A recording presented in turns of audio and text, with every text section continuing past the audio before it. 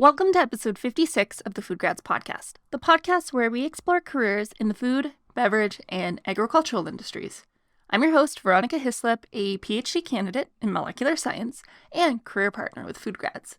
This week on the podcast, I interviewed Evonne Chen, food, grocery, and nutrition data analyst at Pinto.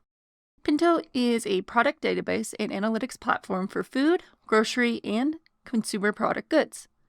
They help provide businesses of all sizes with the data and the tools to power personalization, help their shoppers find the best products for their health and lifestyle needs, optimize their product data online, and relay the nuanced product information that today's shoppers rely on when making purchasing decisions. In this episode, Evonne and I talked about all things data and how Evonne got into the field. Evonne is actually a graduate of a food science program, but she really loved data science.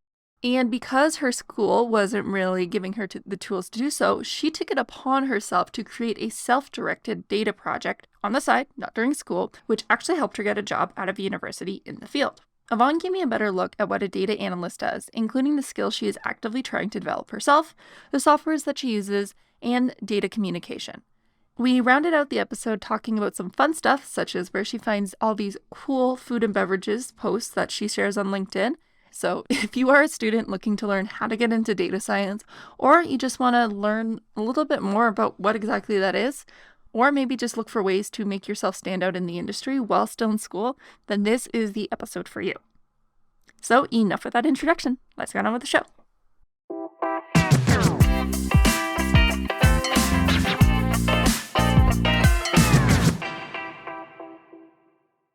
Thank you so much, Evonne, for taking the time to come out on the show.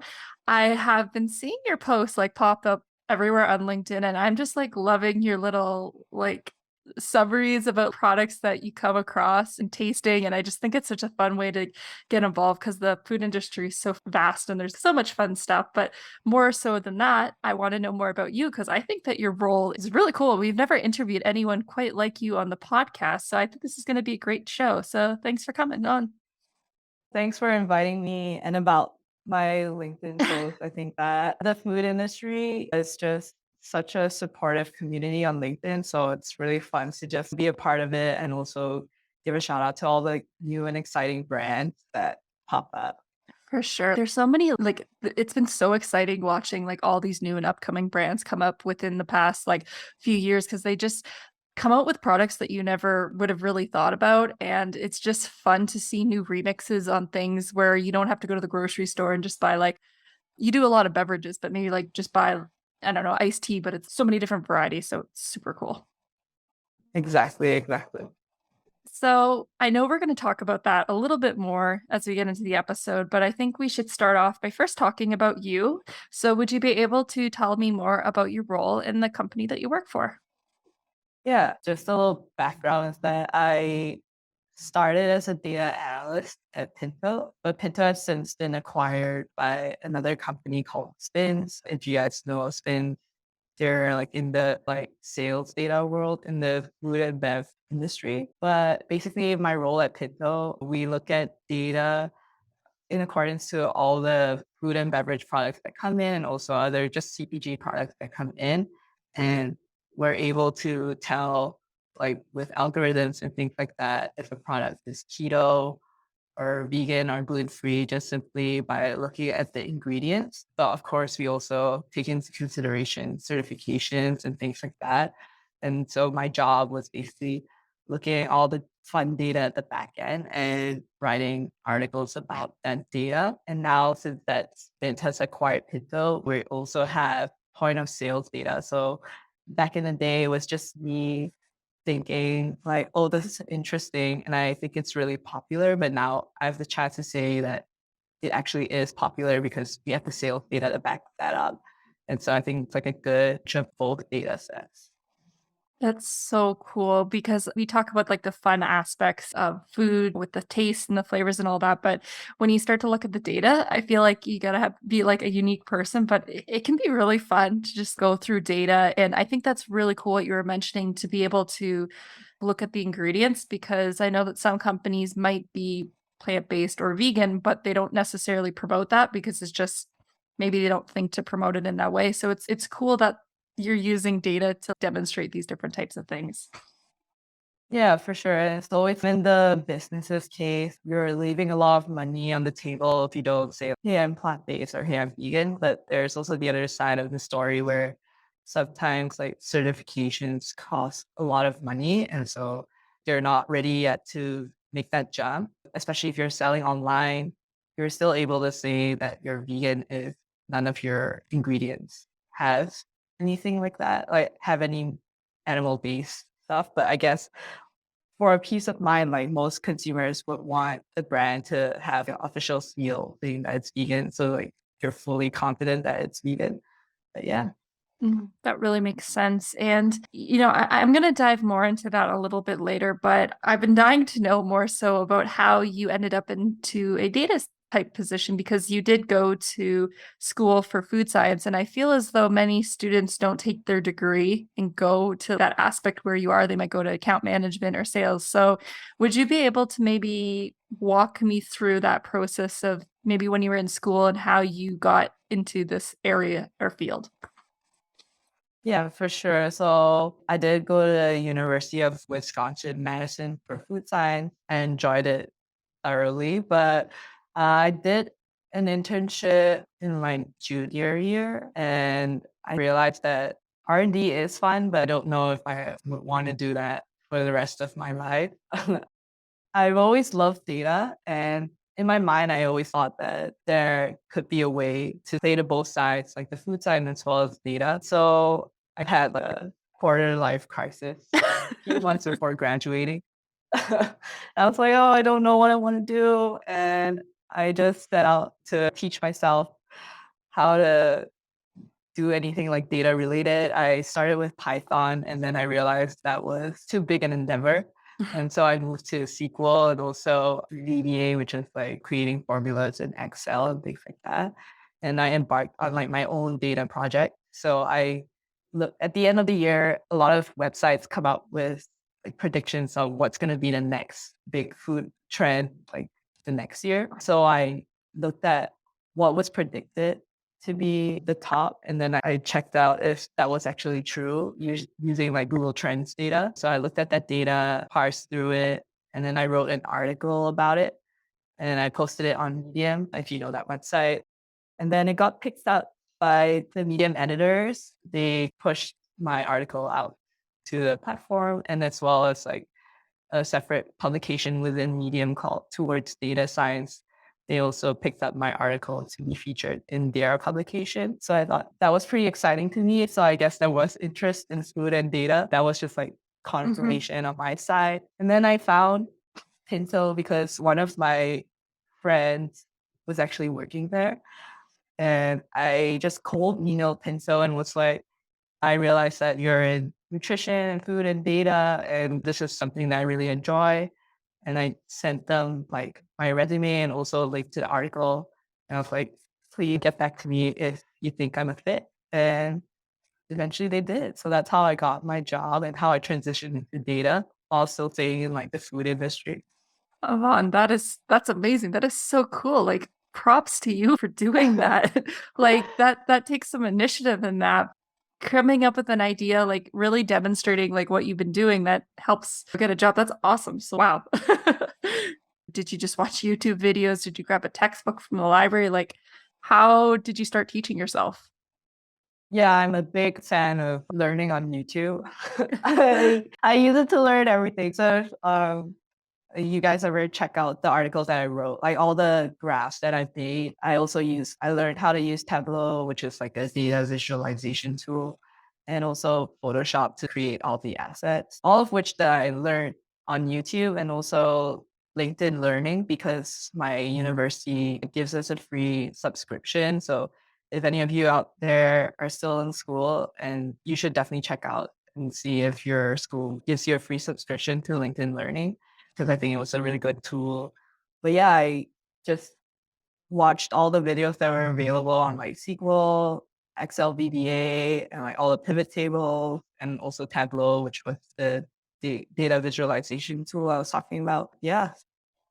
I know you did your cold email, but did you put any of this stuff like on your resume just out of curiosity? Yeah, I did say that I know how to use like SQL and Tableau and Excel VBA, but I was like very upfront about it in the interview that I'm not an expert. Mm-hmm. But I think that my advice to anyone else who's in like food science, dietetics, nutrition, wants to transition to data, having a data project is so valuable because anyone can say, oh, I can do SQL, I can do these things, but just having something like that someone else can see and someone else can go through and realize that you actually do know how to apply it, and especially how to marry both the food side and the data side together. I think data projects are very impactful and a lot of people don't pursue it because it takes a lot of time, but I assure everyone that it's well worth it.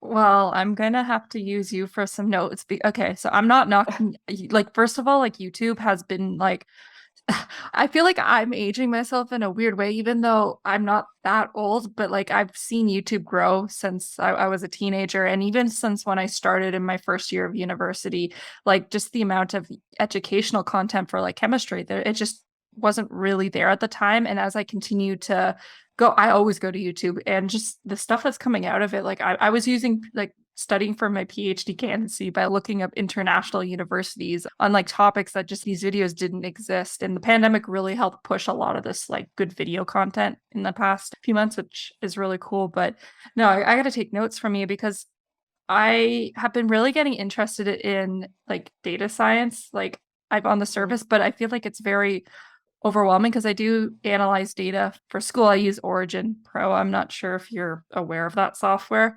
but I've been kind of wanting to dive more into the area, but I was like, I have no clue where to start. And I have no clue what would actually be valuable for the food industry except for Excel. I know a lot of them like Excel.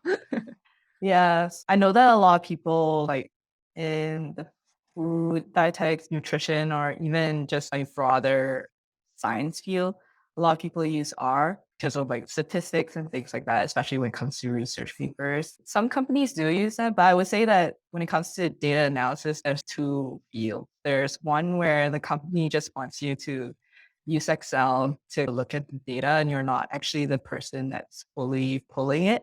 And the second group of people like are those who actually use SQL and they actually query the data and pull the data and things like that. That's also something to look out for and something to think about, like which side you're more interested in. But yeah, definitely we'll share all the resources that I have. And I'm sure that it's changed a lot since I last looked at all these videos. But yeah.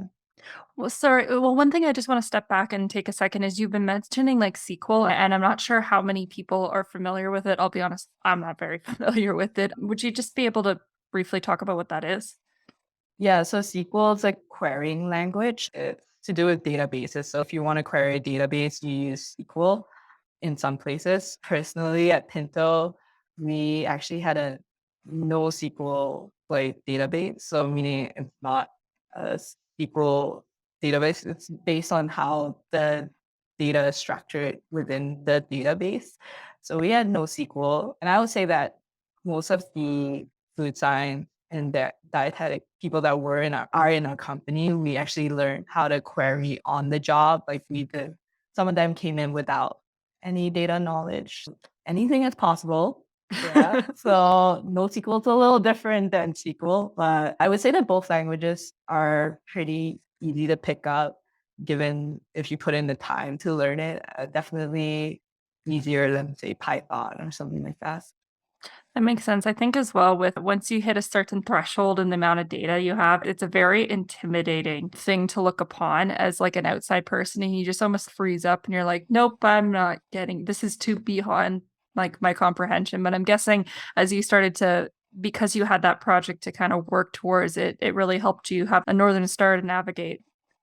Yeah, I think it definitely helps, and also helps like that it was like in like the food space, and so you also have like your food knowledge to lean on, like nutrition knowledge to lean on. I think that we bring a very interesting sort of like viewpoint on the data. I think when it comes to data analysis, like the strength of the person who's looking at the data is in the fact that they could make sense of it. And so that's where like our knowledge really comes in and you're able to say like, oh, I have this interesting like hypothesis. Let me query the data to see if I can see anything around that area. Can I confirm or deny what I'm thinking of? Are beverages with like less than 5 grams of sugar really taking off? Are beverages with allulose instead of stevia like doing more on sale for things like that? I think that's like a really interesting perspective we can bring considering like everything we studied during college. So, with that being said, what does a typical day look like for you currently? I know that you just talked about maybe an hypothesis, but what does that actually look like? Do you just sit in front of a computer all day, every day, or is there a little bit more to it? Yeah, I think I have a pretty interesting role both when I was at Pinto and now I'm at Spin, like between two teams. I have, as a data analyst, I always sat between the data team as well as the marketing team. And basically, our job is to look at the data, but make it digestible to the broader audience and more interesting because some people, they're not just interested in numbers, they're interested in the story, right? Beverages that are with lower sugar content is doing well, but why? Everyone wants to know the why. And so my day to day would be we have campaigns, what we're working on, and also we work on a lot of like webinars and presentations about the trends in the food industry, both for like our clients and just like the broader audience. And so we'll set out on a category like beverages. And then we'll kind of look through the data and see what's interesting, see that like wellness sodas are popping up and what are the ingredients that are doing well, what are the flavors that are doing well, things like that, so that it could help like those in the food industry when it comes to R&D or even basically anything. I think data is so powerful. And that's sort of my day to day, just looking at data, making it fun. I think that's like the big gist of it. And did you find that as you've gone through this experience, that you've maybe had, because there's a joke in my lab where my supervisor is always like, it's fun to collect the data, but you also have to actually analyze it.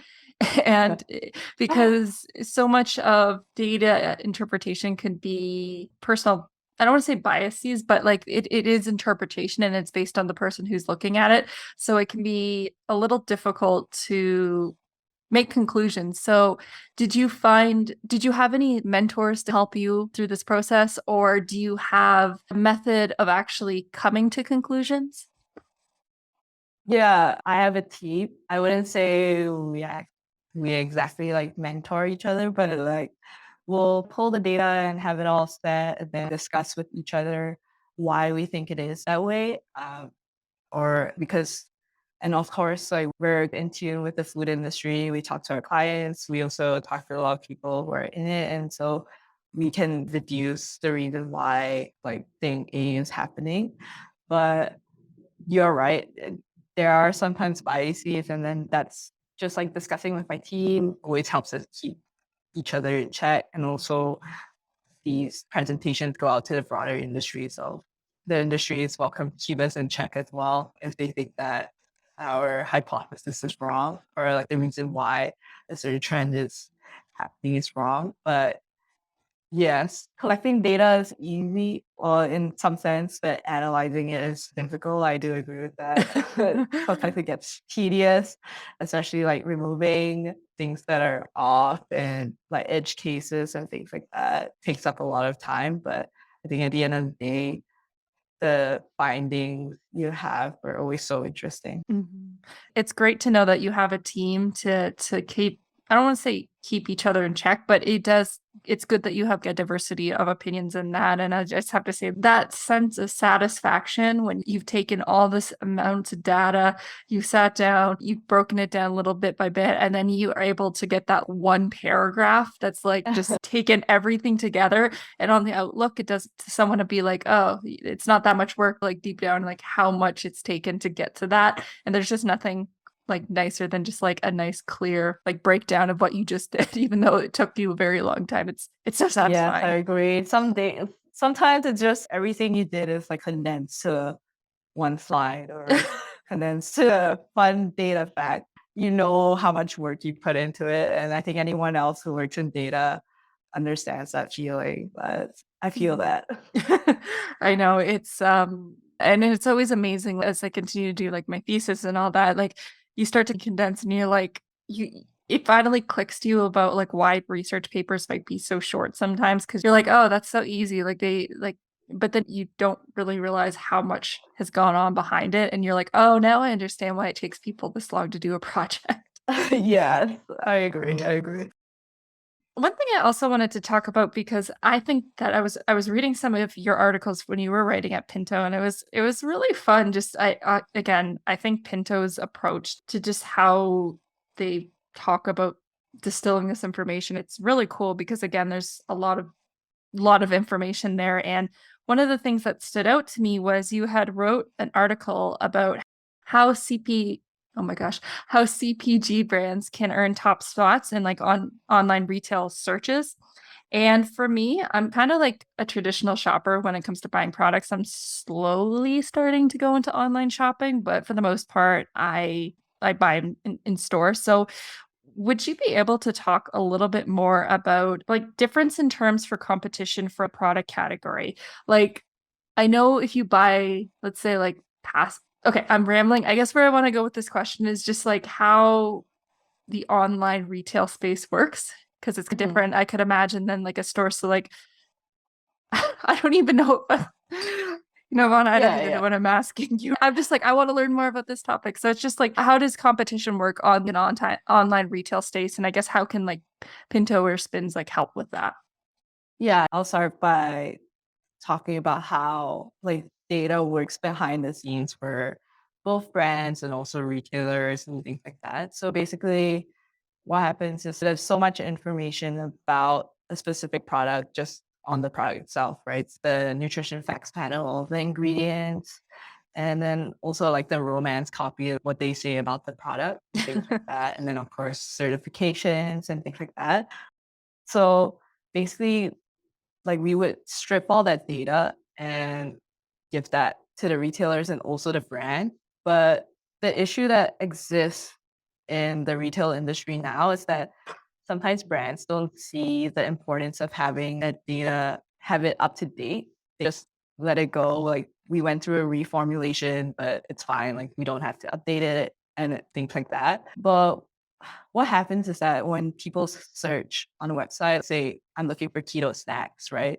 Let's say you reformulated your product from, and it wasn't keto compliant before, but now it is, and you didn't update your data. When I search for keto snacks, your product wouldn't show up. But like even one step before that, some retailers, when you search keto snacks, they only show things that have keto in its name. So take something like seaweed that's actually considered keto, but the brands your seaweed as like keto seaweed, it's just seaweed. But if you search keto snack, like seaweed won't pop up. But if you're a retailer that uses like data and you have things like this on the back end in your algorithm, if I'm a shopper and I type in keto snacks, like things like seaweed and chicharrones and things like that, typically consumed by the keto crowd will show up. And that's something that boosts sales, right? And that's something you can't do in a physical store. You can't be like, I want keto snacks. And you could tell the person in the aisle and you could not know at all like what you're talking about. So I think that's one like plus point to online shopping. If you have everything at your fingertips, like you can search gluten-free bread, you can search like vegan something, keto, whatever, and you'll get your answer. But that's not shading on shopping in stores. I also love to do that. The one thing that people and like brands struggle with is the fact that when you're shopping in stores, there's that candy aisle at the checkout counter, or not candy, just like a bunch of things that the good stuff. That's we go. The good stuff. the good stuff. And it's very non-invasive. You're like waiting to get through the checkout counter and then you see something that catches your eye and you just pick that up and you buy it, right? But that's not possible like online if you think about it. Like if I'm going to check out online and then there's a pop-up and it's, would you like to buy this candy? I'd be really annoyed. So there's that sort of thing where you can't discover brands as much as you can online versus like in store. But I think that's slowly changing with the use of data, like being able to search things. Like nowadays, people don't just search like shampoo. there'll be like moisturizing shampoo or shampoo for curly hair, things like that. And like with data, if you have that metadata in the back end, you're always able to surface like these types of searches. And so that's what that article was about, like how CPG brands can win sort of the algorithm. If you have good data and you have a partner that works with you to ensure like your products are always up to date in terms of images, in terms of data, and retailers are also having that like customer first mindset and that data mindset, will be able to show customers and everyone in general is just gonna have a way better shopping experience. Is basically how that goes. Okay, see, that makes a lot more sense. Man, CPG brands, they got a lot to do because yeah. No, it makes total sense because I did try doing some online shopping, like a few, like at a grocery, like an online grocery thing. And I couldn't even look up the ingredient list. Like I found that really strange because I don't know why I wanted to look at it, but it's something you naturally want to look at Yeah, food. And I was like, I'm online and I can't look up the ingredient list. I'm like, wouldn't that be like the easiest thing for you to do? So, and as well with purchasing online, I do sometimes like by terms because sometimes I don't remember the brand that I want. I don't know, like chunky tomato sauce or I was buying butter chicken sauce this week and I was like, I have no clue what brand to buy because it's something I don't typically buy. And I'm just like, what makes you different than this one? And there wasn't really enough to differentiate. And I'm like, I don't want to use price alone, but that's exactly. basically what they were like leaving me to. And I was like, that's not good. Exactly. And so I think that's like something that both brands and retailers are starting to realize. Data is very important. That's what people use to make these decisions. And not only that, just like images as well. If the images look good and I have 6 images to look at, that's great for me versus being able just to look at the front image and I'm like, great, what does the back look like? What does the copy say? Because if you think about it, when we shop in person, we just look at the front, like we turn the product around, we look at everything before we make that decision to buy. And that's also what it's supposed to be like online. And I think a lot of brands and a lot of retailers have a rude awakening when COVID hit and everyone has to sort of transition to online shopping. Not had to, but a lot of people Hmm. choose to transition to online shopping. Yeah, that it's like the experience is just not up to par as of now. You know, a lot of people are working on it. A lot of brands are starting to realize that I'm not just buying a product because I know it or because it looks good. I'm buying it because it's low sodium. I'm buying it because it's vegan, or I'm buying it because it doesn't have like the allergen that I'm allergic to, things like that. Mhm. And that actually brings up a really good point about why online like purchasing can also be really powerful with the upcoming years because sometimes if you're illiterate on certain topics in that when you go in the store it can be very time consuming you got to go and figure out okay, is this one hitting every single criteria, but if you can just filter it pretty quickly online that could really shake things up for you as well. Yeah, definitely. And I think this is like a big issue for people who have multiple health conditions or just have multiple health conditions in their house. Like maybe one person needs like a heart-friendly diet because they're dealing with like cardiovascular disease, and maybe one person is diabetic and one person has kidney problems. And to be able to find products that fit all three diets or something like that is not very easy to do in stores. So you have to remember all the things that you can and cannot eat. And that's something that's very easily done online. Well, that's really great because, yeah, again, and especially when you're in the store, don't get me wrong, when you're going to the grocery store to look for things that are taking your time going in that. But if you're maybe in a family with a very busy lifestyle, it can be, you don't really want to stand in line and try to figure out it. And you might have your few regular products, but what happens when you have that new product and then you're standing there debating about it and you might have your kid with you and maybe at home it might be a little easier for you to navigate that. So. Exactly. So it's even if that person isn't shopping online as per se, they may use like online platforms to discover products while they're in store. Maybe I'm like, the sauce that I usually buy is out of stock. Great. I need to find a new one. So what fits in my diet? And I'd be looking at all the ingredient lists to figure that out.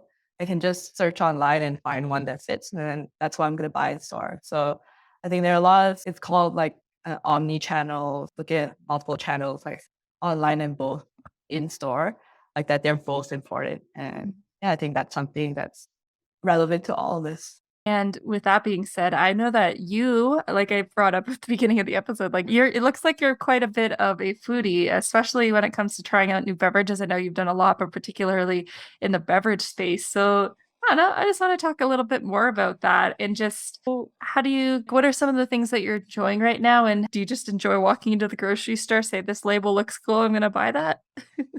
Actually, I find a lot of the products through LinkedIn because, like I said, like it's such a fun community on LinkedIn. I know LinkedIn gets a lot of shade, and everyone's just like showing off and writing all these like annoying posts. But I think that like some of the owners and like founders of the brands are always so passionate that I just can't help but be drawn into trying their products as well. And so that's how I find a lot of the products. And on the other hand, we also deal like at Pinto and both stints, like we always get brands coming to us as clients. And whenever I see their products in the system, I always find them pretty interesting and I tend to seek them out at the store as well. But yeah, I really love trying out all these new products. Not all that, I mean, I would say that not like I love everything that I try, but there's always a market for each product. I might not be the customer for it, but millions of other people might love it. But yeah, I would say that a few products that I really enjoyed so far was this jalapeno lime soda that I tried recently by Fresh Fizz. I think you can only get it in New York at the moment, Okay. and in California. But I'm hoping they start to pick up and can be found in a lot of other places soon. I got to try that because I went to a conference that was a really good one. And the second product that I really love is called Unreal. I don't know if you've heard of them, but do these like healthy versions of candy, and they have one for peanut butter cup. It's like a dark chocolate. Yeah, it's so good. Dark chocolate peanut butter cup. It's so good. Like if you can find it where you are, I definitely recommend. Super tasty. I love conferences are so much fun to go to, trying like all these new products and that because I know Canada has like because I'm personally in Ontario in the GTA, and I know that I feel like maybe our space isn't as diverse as the United States, but that's just like my interpretation. I do think that's changing a little bit, so I have to be more hyper aware of things because most of them you'd more so have to purchase them like online or like in specialty shops. But I love going to conferences because there's just so many fun things that you like. For example, I would never even conceptualize having a jalapeno beverage. Yeah, right? And I just love right now, like we are in such a fun time in terms of the creator space with all these new food products and all that. I know that shout out to the cookie bro, Dobro, which is she's this like local, I met her recently and she has this like high protein, low sugar raw cookie dough. And I was like, oh my gosh, this is so good. It is. I think I've tried that at the conferences too. I think that's Erica Rankin, Yes, right? yes, you totally got it. And I was like, this is what I needed in my life because it was really bad when I found out that you could have like the Pillsbury cookie dough like raw now because like you're not supposed to eat it before, but I still did it even though I really shouldn't have. And then they said, oh, now you can eat it raw. And I was like, this is not good to know. I can't do this. I think that's like a really interesting thing like that I also learned in college that there's a salmonella risk with eating raw cookie dough, and although it was on the packaging, people still ate it. So brands like Pillsbury, brands like Pillsbury and Nestle, because they have Toll House, they formulated it so that it's safe to eat now because too many people were still trying to eat it. Well, it was smart on their part. And it's like I was hyper aware of being in this space. I was like, okay, I'm not supposed to do that. So I do like a small amount, even though I know I shouldn't have been doing that. But then when they made it aware, I was like, oh no, this is really bad to know. So like when Erica is like with her product, and it's been really cool to see. And I've been really excited as well, just with the space of more alternative beverages, because I don't drink like alcohol personally. So I found for a long time, I stuck to a lot of just sodas, like big name brands like Diet Pepsi Pepsi and Coke and all that, but it's like I don't Right. always want to have that. Like I'd like to have some non-alcoholic beverages, and it's been like exploding in the past few years, and I've been really Yes. excited about that. And like even just like the popularity of like canned teas, like I know that they was like big in like Asian countries and that, but it never like quite like penetrated the market here that I could get it accessible. So it's really exciting.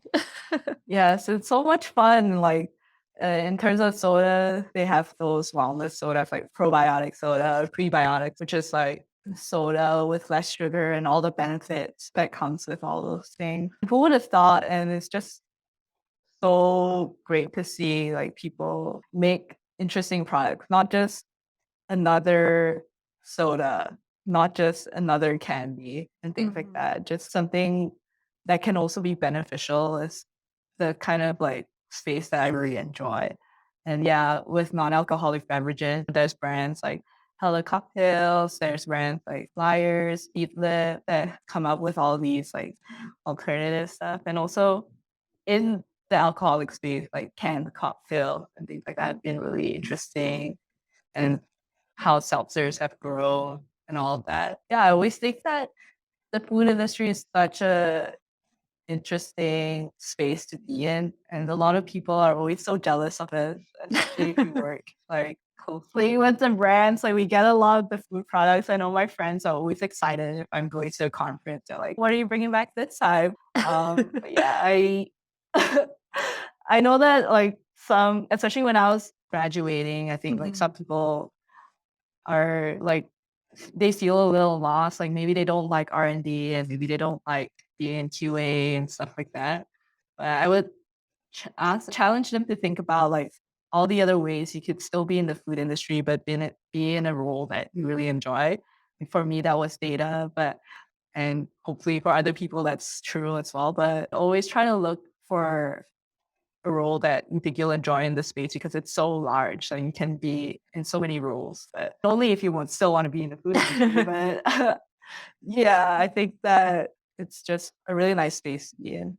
I think that's some great advice, and you're absolutely right. Like a lot of people who go in, a lot of these businesses are like people who are really excited about what they make and all that. And there's so many opportunities to work with small companies if you want to maybe have more like an intimate thing. And you've also really opened my eyes to maybe even think about myself in terms of the future after graduating, because I've thought about like R&D and that, but I've done a little bit with my co-op, and I've just thought about it more, and I'm like, I don't think that's the space I really particularly want to be in. And I've recently started really getting into my own data analysis, and you've made me realize, okay, there's some more areas for that. So maybe I should look into it a little bit more, because I think that you're just like a testament that like also a food science degree as well can really take you in so many places. Like you can go into QA, you can go into QC, you can go into R&D, and then or flip it on its head and go into like data like what you were doing. And like to think about it, data, you can work like data on the brand side, you can work data on the retailer side, right? If you're at a retailer, if I'm working at Kroger or Target or Walmart and things like that,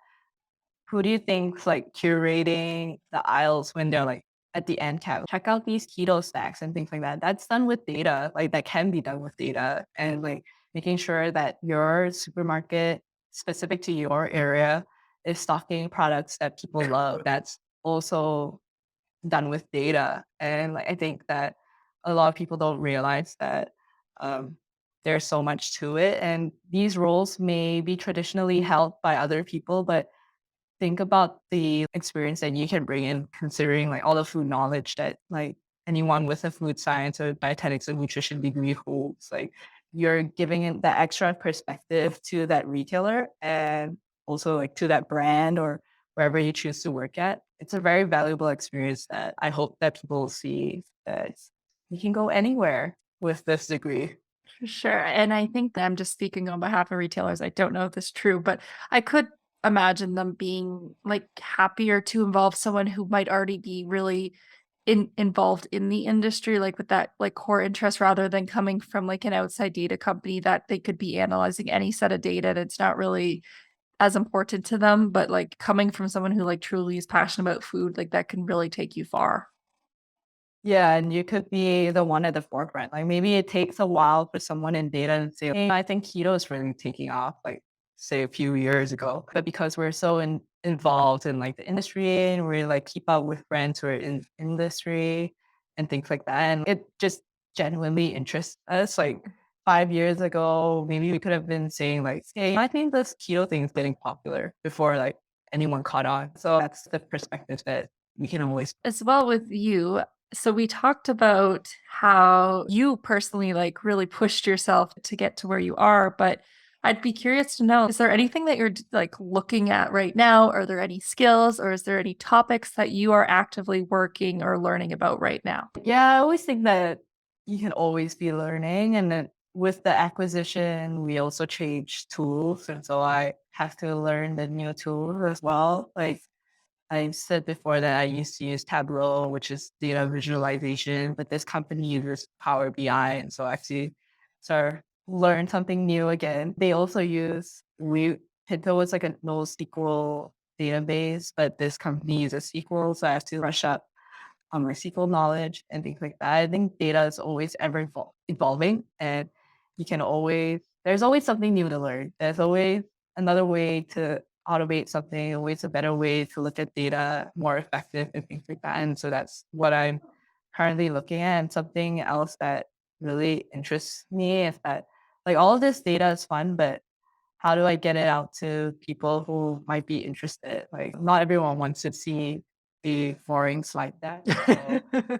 So, there's video, there's TikTok, there's fun graphics and things like that. And so, always just trying to find like content is across so many industries. And I think that sometimes businesses get trapped in this idea that, oh, it has to look professional for everyone to see our value. But in actual fact, it just has to be like entertaining and it has to give you value. So it doesn't matter that it's not in a boring slide deck. If I get my point across in a 15-second TikTok video, that's good enough for me. And so just shaking up the industry a bit. It doesn't have to be boring, can be fun. Data is often looked at as something you do behind the desk and it's like boring and stuff like that. But I think there's always a way to make things fun. I definitely agree. And it's like it mirrors a lot in the sciences because I know sciences, we get told this a lot. And it's funny, we go through like graduate thesis and communicating in itself is like an art and it is a skill as well. And not just having a back-to-back conversation, but taking data and visualizing it to a diverse set of audience like that in itself is a very like lucrative job that you could have as well. And I think being able to communicate in a way, it's fun, it's unique, and I really think that it can really make you stand out because that's something that I'm happy that my graduate program's been really keen on telling us is just be able to communicate what you do, because at the end of the day, if you can't communicate properly, it really does not matter if you spent like 80 hours on the project. If no one understands you, then you might as well have not done anything.